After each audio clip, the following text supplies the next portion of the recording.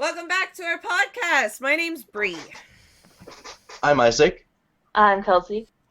Today we're going to be talking about Outlast, which is a video game. Yeah. Yeah. Sorry. Super creepy. My brain is fried. I watched so much of this fucking game, and I looked into it so much. My eyes bleed words. Jeez. Such a weird analogy. It does though. Anyway, so Outlast, it was created back in 2013 by Red Barrels, and Red Barrels is supposedly... I like that name. They're a Canadian video game developer, and the only games that they have made is Outlast and all of the sections that come with it. Oh, wow. Like, that's all they've made. So they've made Outlast in 2013, like I said, and then Outlast the Whistleblower, which is the DLC for the first one, in 2014, and then Outlast 2 came out in 2017, and there's supposed to be another one that has yet to be announced. Oh. Well, it was technically announced in, December of 2017, but they haven't set a date for it.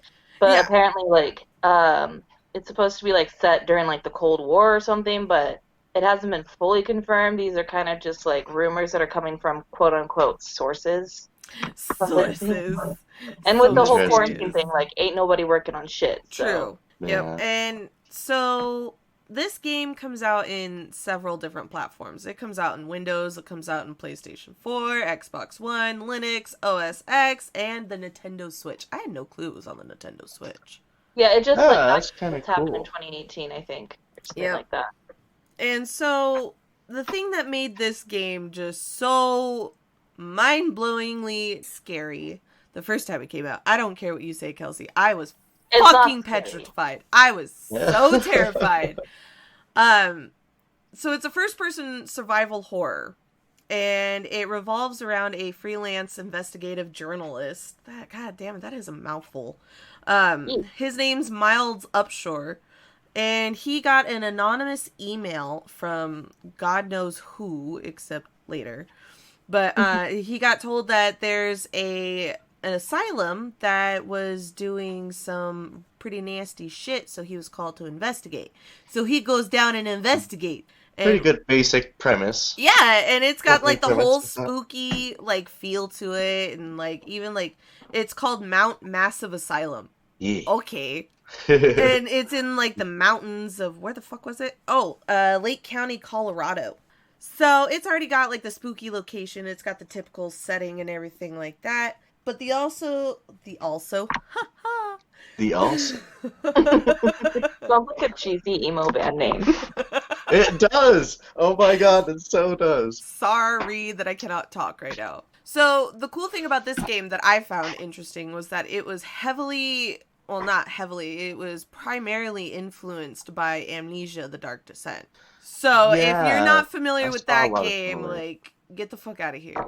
It's also been influenced by the found footage movie Wreck and its remake Quarantine, which Quarantine was trash. Yep. But they're also pretty much the same kind of thing, except instead of an asylum, it's an apartment complex. Yeah. So their biggest thing was the other game, Amnesia, and that was just how the game played out. So kind of wandering through the dark and peering around corners and dark hallways, avoiding the spookies. Yeah, it's passive is what it is. So when you think horror games, especially back in the day, you don't think about the whole entirety of the game to be sneaking around and stuff. You're actually actively hunting down these things that just happen to be scary. Mm-hmm. So for Amnesia and Outlast, when they introduced the concept of, oh no, motherfucker, you gotta run. You don't gets to hit them. You gets to run. It was, oh god. And to me, that's why it's still scary for me, is because I cannot fight back. I have to run. That is why this game is still terrifying to me. Seriously. Yeah. So I know all of us have at least a little bit of experience with this. So, Isaac, why don't you go first? Tell us what you know, what you've done for this. Well, I watched a playthrough It was a PewDiePie playthrough.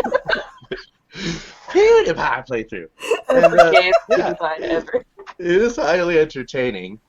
Plus, yeah, just got to see the game, and yeah, I really liked it. I love the idea, yeah, that you have to run away, but also the fact that, oh yeah, you can try to run through a bunch of dark, winding hallways that, you have no fucking idea where you're going, and you're just kind of, blindly running through the dark. Running for your fucking life. God Yeah. damn.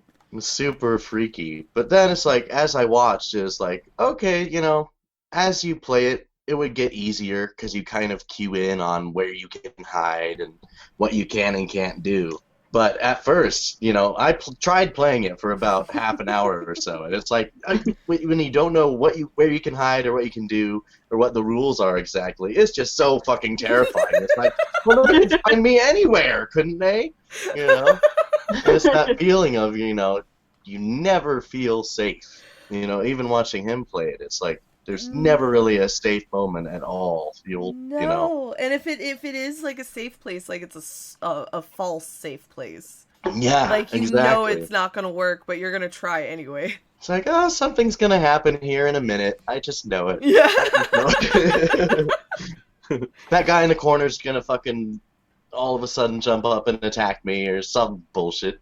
Yeah. I'll probably go shit myself after this. Yeah, no. Okay, I am the only one. Despite the fact that I probably play the most video games out of all three of us, I have not played this. I openly admit that.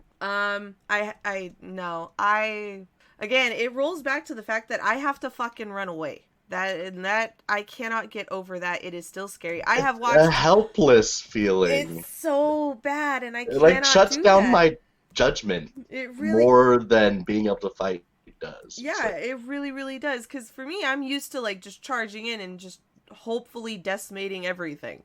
It's always a hopeful because sometimes I do fuck up. But like, just the very concept of if I see something bad, I gotta go. I can't jump into that. I have watched so many playthroughs repeatedly on this game from so many different people, and I still jump when I watch it. I can't do it. It's just too fucking scary for me, man. Like, no. No. But it's so fun to watch. It's a very delightful game. Yeah, seriously. It's really just beautiful too. It's really pretty. It's just really well done and super realistic and immersive. And for an indie game, hell yeah! Like that, their graphics were fucking amazing. They had great like atmosphere to the whole thing. The sound cues were just god damn it. Yeah, exactly. How I felt, for the brief period I could stomach it. It's like it felt so. Like you were actually the character. Yeah. Every little breath and every little step he's taking and everything just sounded realistic and accurate. And yeah, I'd love to meet the guy who voiced that. He did a great job of making everything sound realistic, like realistic reactions. Yeah, it's cool. Fuck it. Nah, man. And, I like it. I'm not gonna like brush it around. I did enjoy the shit out of that game. It has a good story too. Like, despite how, like, obvious, sort of, like, obviously this is going to be a horror game where, with its placement and what's going on, like, the first 5 seconds you walk in and shit. Yeah. But, oh my god, the creativity behind it was just phenomenal. I'm just thinking about it now and I'm getting goosebumps. Really God. Spooky settings, Yeah, just the narrow hallways and tight spaces to crawl through and stuff. Parts of that almost reminded me of Dead Space in a way. Yeah. Yeah. Except, in Dead Space, obviously, you're able to fight, but in Dead Space, there's lots of, crawling through tight spaces and narrow hallways and dark shit, and yeah. So it kind of like finding an alternate route when something, like, gets blocked off and shit. Yeah, exactly. And it's kind of similar in the sense that you're just entering this situation thinking everything's going to be okay, but then you get there and it's like just complete fucking chaos, and then you're trapped and you have to deal with the madness and, inside of it. Yeah. kind of similar setup. And like God, I'm trying to think. Don't the passive horror games, you know, the ones you have to run away, don't they always have a fucking water part? Or am I wrong? Do they? Oh, I don't water know. part. Yeah. Like, I'm thinking, like, Amnesia had a fucking terrifying water part that, like, scarred me for life. Yeah. So fucking scared of water in horror games. And then fucking Outlast, they had a water part in there, too, and I'm trying to think, like... sewer bit, yeah. What other ones did that? Or am I just, like, fucking going off? That just seems to happen in horror games in general, I think. It's You're common, like in water yeah. at some point. Water is terrifying in Dark almost Souls. all of the They games. do have Dark Souls, too. Like, there's water's scary. Water, no. Water, bad. Yep. If I see water in a game, I don't touch it unless I have to. I'm just gonna stay away from that now. Yeah. Alright, so let's actually hear from, I guess, an expert? An expert? I guess. I mean, technically, you're the only one that's played it and beaten it. Played it all the way through. Yeah. I won't touch it. Isaac barely touched it. And Kelsey was just like, fuck this shit, I'm in. I'm a wimp at horror games. I am. So? Well, I don't think it's as scary as you guys make it out to be. I just don't find the whole running away thing that scary to me. I don't know. I got scared at some parts. I'm not gonna lie. I'm not gonna be like, I'm a man and I'm not scared of anything or any of that bullshit. Like, there's some parts, like, not even, I don't know, like the wheelchair fucking thing gets me. Oh. Like, the first time you play it and you're walking past him and you're like, alright, dude, we cool. Like, I like you. Friends for life. And then you have to come back again and he fucking attacks you like you thought you were homies. Right. Nope. He's like, but what the fuck? And like when you're under the bed or something or in a locker and like you walk out and you find out that you just barely missed one of the things that was chasing you, that scares me more than like jump scares. I'm like, oh fuck, because like you almost run into it half the time. Seriously. What are you doing? But my thing is like why I like the game, besides the fact that it's like one of the only first-person games I can play without getting sick, is like the storylines. It's not your typical, oh, you're going into an asylum and all the inmates are out and they're going to attack you, like kind of gross, kind of mental health shit. But it's like got cult aspects and supernatural things and I don't know. I love story. Yeah, like I don't like games that don't have story. This story was pretty fucking good, and I liked Miles even though he barely talked. I liked the creepy father dude, Martin. Yeah. Martin, and I don't understand the point of the naked cannibal twins. I didn't know what the fuck that was about, but I liked that was strange to me too. It's like, okay, so they're attacking you, and now all of a sudden they're not attacking you because religion what's or happening? something. Yeah. It's very that odd. was like a plot hole. I don't understand what this is. They didn't explain it. I feel like there maybe was an explanation for why they suddenly were peaceful towards you, but they just they forgot to put it in or something. Well, they didn't understand, but I like the overall concept that, like, this fucking doctor was fucking around with shit, trying to play God, and he created this wall rider thing, and then this crazy person turned it into, like, this religious, weird-ass fucking cult, and now everybody's dead, and you have to try to survive, and spoiler alert, you don't get to survive. You get to be the wall rider yourself now, and that's pretty much the end of the fucking game. I love it when I don't get a happy ending. It makes me so happy, and I know that's probably psychopathic. But just like, everybody always survives shit, and sometimes it's just nice to be possessed by a weird fucking wall rider thing. That's fun. Yeah. That's a really good point. Yeah, I really liked the ending too. I thought it was, not like a crazy, insane twist or anything, but yeah, just a really satisfying ending. It's like, no, you don't get out. You've been through all this horrible shit and all this pain and trauma, and it's like, you're done now. Like, sayonara, sucker.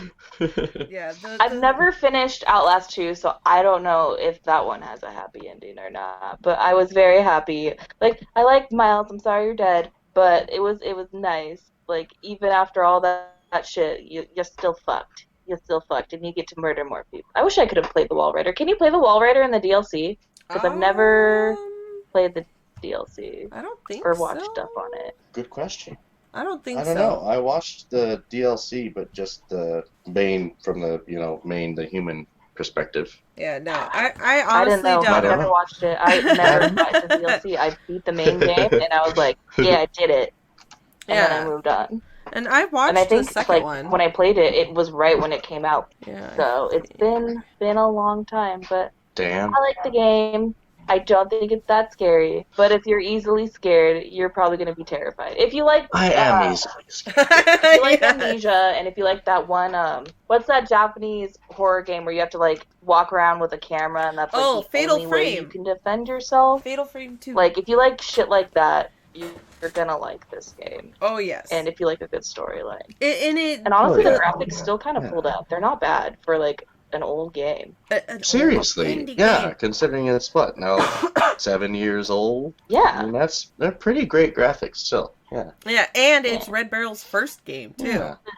So do we have anything else to add? I feel like Bree disappeared. I did not disappear. Yeah, she did disappear. I did not disappear. Oh wow, she really did disappear. What? Oh my god. Wow, Rihanna. I accidentally got kicked out of the fucking phone call. This is just hello fucking hello. Hi. Hey, did you get any of that? Yeah, I was listening to you guys until you were like trying to talk to me, because I was like sitting here, I was like trying to like join in, and it was like, I guess they don't want to hear me. Okay. And then it's like, Brianna. It's like, hello, I'm here. Oh, fuck me. I was like, I swear to God, if I have to talk about all that again, I'm gonna fucking throw So I honestly don't know, like, when I cut out. We kind of kept pausing a little bit to see if I was like trying to get in. I was. We're like, hey, so whistleblower, blah blah blah blah blah. Yeah, DLC.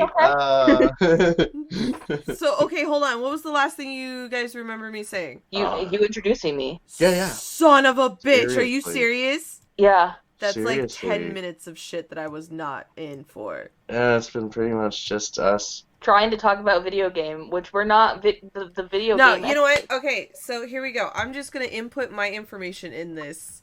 I'll figure that shit out later, and if it stays in the episode, I don't fucking care, because that's kind of funny.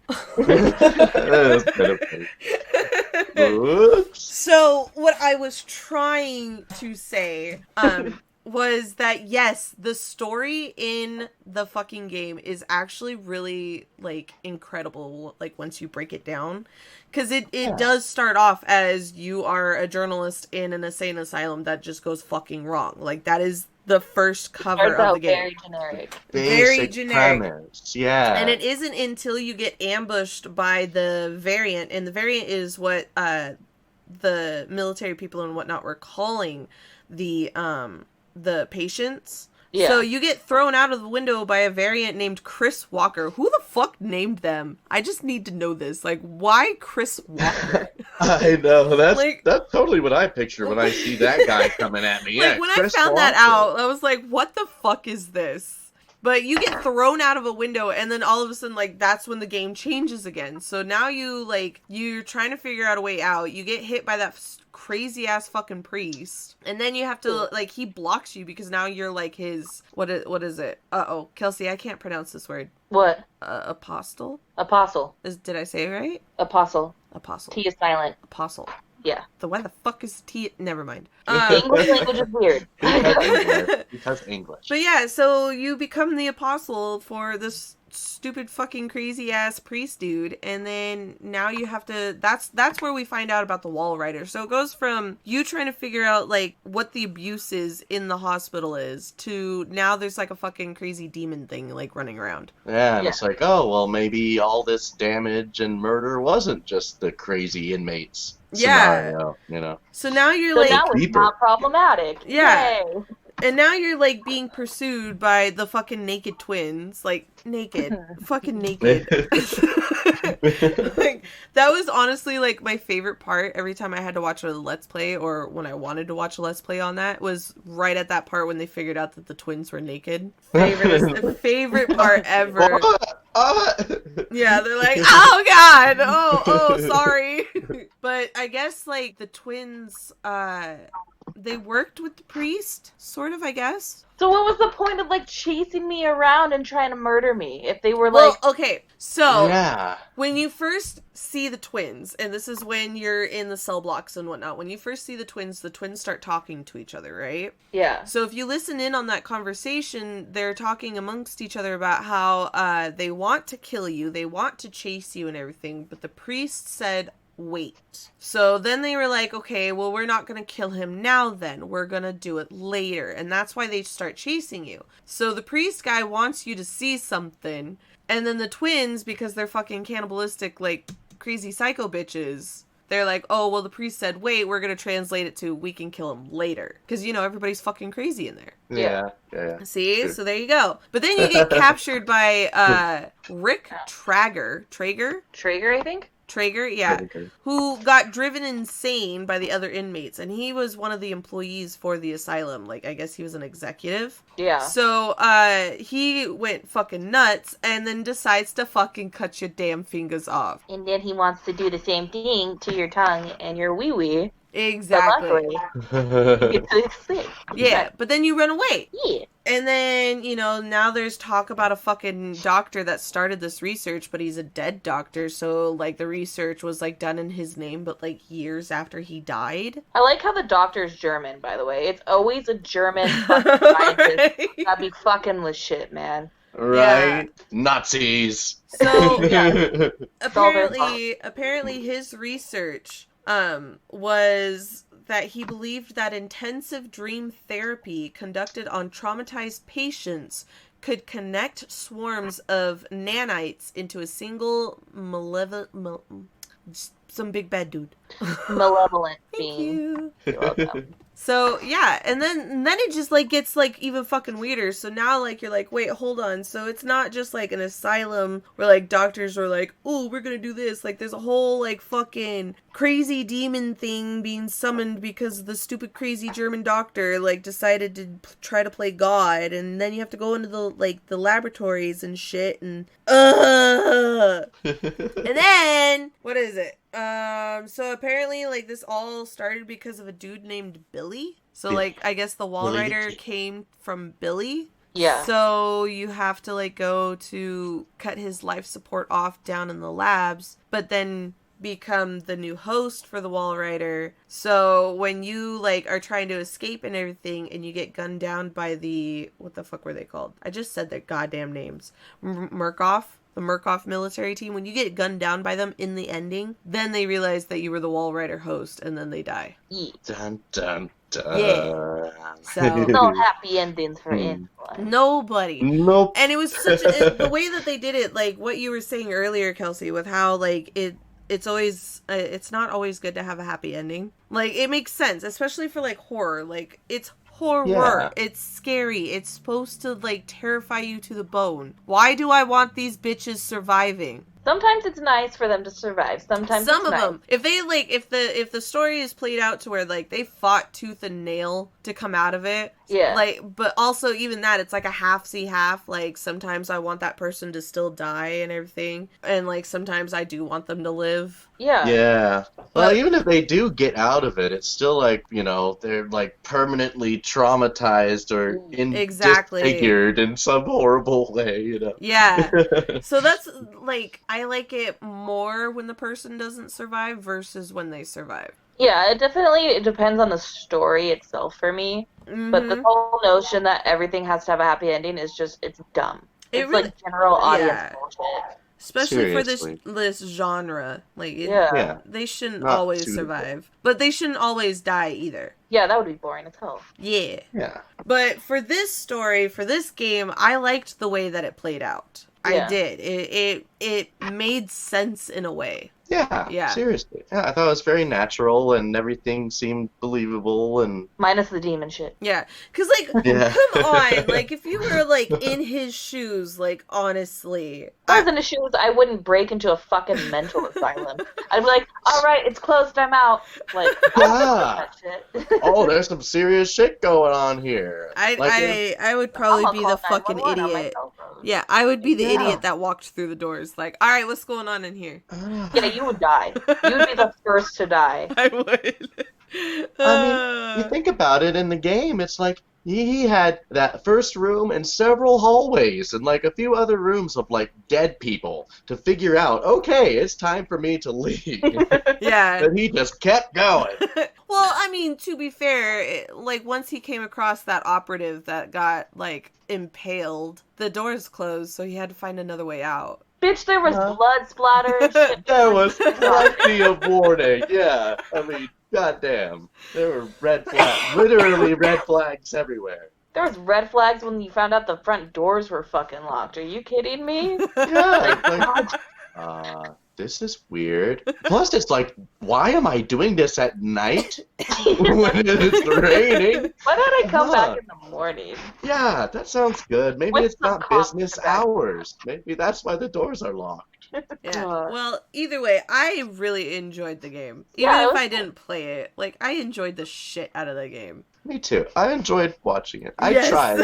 I mean, it's scary, you know? Yeah. It's scary, especially for, like Kelsey was saying, people who are, like, kind of noobs to horror games are easily scared like me. Yeah. So. I mean, I can say I tried playing Amnesia, and then as soon as I found out that this game was, like, heavily influenced by them, I was like, oh, no, honey. Oh, no, that's a no for me. I couldn't do Amnesia. I don't want to do it again.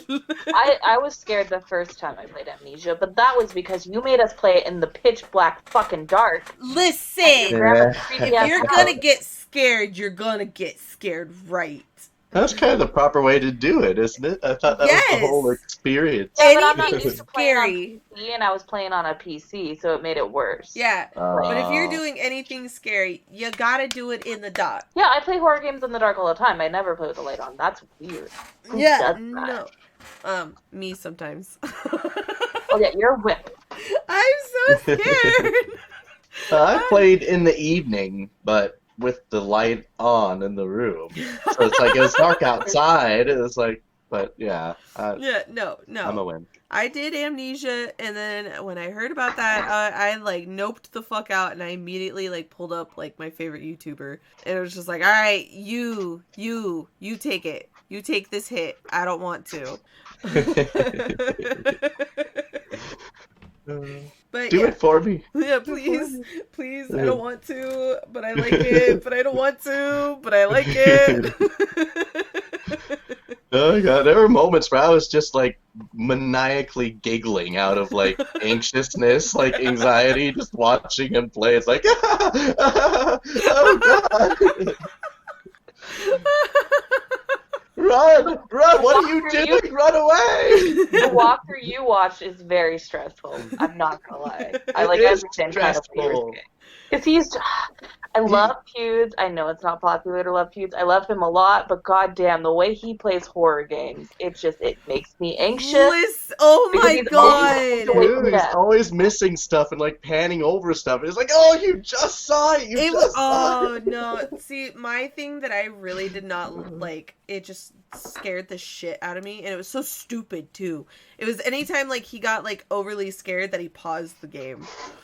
And it was just like, God, no, damn it, no. Because it felt like it was like, hope, though. I know, and that's where I was like, fuck.